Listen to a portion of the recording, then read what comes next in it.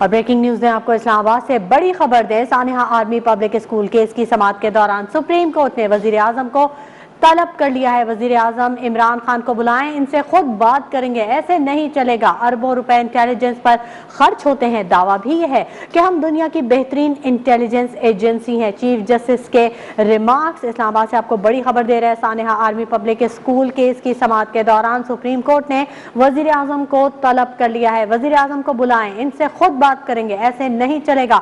اربوں روپے انٹیلیجنس پر خرچ ہوتے ہیں، جبکہ یہ دعویٰ بھی کیا جاتا ہے کہ ہم دنیا کی بہترین انٹیلیجنس ایجنسی ہیں۔ چیف جسٹس کے ریمارکس سامنے آئے ہیں، آپ کو بتا رہے ہیں۔ نیلم ارشد ہماری نمائندہ ہمارے ساتھ موجود ہیں، ان سے مزید تفصیلات جانیں گے۔ نیلم ارشد، آگاہ کیجیے گا، چیف جسٹس کے ریمارکس سامنے آئے ہیں۔ سانحہ آرمی پبلک اسکول کیس کی سماعت کے دوران سپریم کورٹ نے وزیر اعظم عمران خان کو طلب کر لیا ہے۔ جی بالکل شمائلہ، آپ کو بتائیں کہ سانحہ آرمی پبلک اسکول پر خود نوٹس کی سماعت ہوئی ہے۔ سپریم کورٹ نے آج ہی وزیر اعظم کو طلب کر لیا ہے۔ اٹارنی جنرل کی جانب سے کہا گیا کہ وزیر اعظم کو عدالتی حکم نامہ نہیں بھیجا تھا، جس پر چیف جسٹس نے اہم ریمارکس دیے۔ کہا کہ کیا وزیر اعظم نے عدالتی حکم نامہ پڑھا؟ اٹارنی جنرل صاحب، یہ سنجیدگی کا عالم ہے، وزیر اعظم کو عدالتی حکم سے آگاہ کیوں نہیں کیا گیا؟ آپ کو یہ بھی بتائیں کہ چیف جسٹس نے دوران سماعت یہ بھی کہا کہ آپ وزیر اعظم کو بلائیں، ہم ان سے خود بات کریں گے۔ ساتھ ہی ساتھ یہ کہا گیا کہ کیا سابق آرمی چیف اور دیگر ذمہ داران کے خلاف مقدمہ درج ہوا، جس پر یہ بھی بتایا گیا اٹارنی جنرل کی جانب سے کہ کوئی رپورٹ جو ہے ایسی نہیں بنائی گئی، نہ ہی کوئی فیکٹ فائنڈنگ جو ہے وہ سامنے آئی ہے۔ چیف جسٹس نے اہم ریمارکس دیے انٹیلیجنس سے متعلق۔ کہا کہ ملک میں اتنا بڑا انٹیلیجنس سسٹم ہے، اربوں روپے انٹیلیجنس پر خرچ ہو جاتے ہیں، لیکن نتائج صفر ہیں۔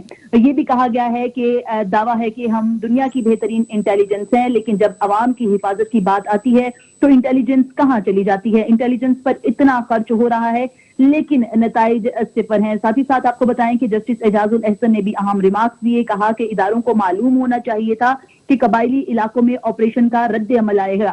سب سے نازک اور آسان ہدف اسکول کے بچے تھے، یہ ممکن نہیں کہ دہشت گردوں کو اندر سے سپورٹ نہ ملی ہو۔ چیف جسٹس نے اہم ریمارکس میں یہ بھی کہا ہے کہ بچوں کو ایسے مرنے نہیں دیا جا سکتا۔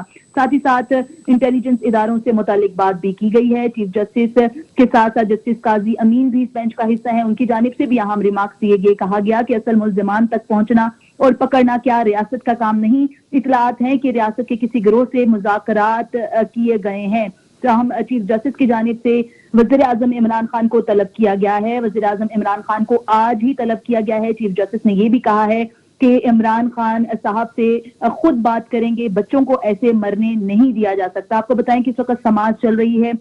وکیل والدین ایمان اللہ کنرانی نے بھی عدالت سے استدعا کی ہے۔ ساتھ ہی ساتھ انہوں نے یہ بھی کہا ہے کہ حکومت ٹی ایل پی کے ساتھ مذاکرات کر رہی ہے، قصاص کا حق والدین کا ہے، ریاست کا نہیں، جس پر عدالت نے یہ کہا کہ یہاں پر سیاسی باتیں مت کریں، یہ عدالت ہے۔ تاہم ایک اہم سماعت جو ہے اس وقت چل رہی ہے اے پی ایس اسکول سے متعلق۔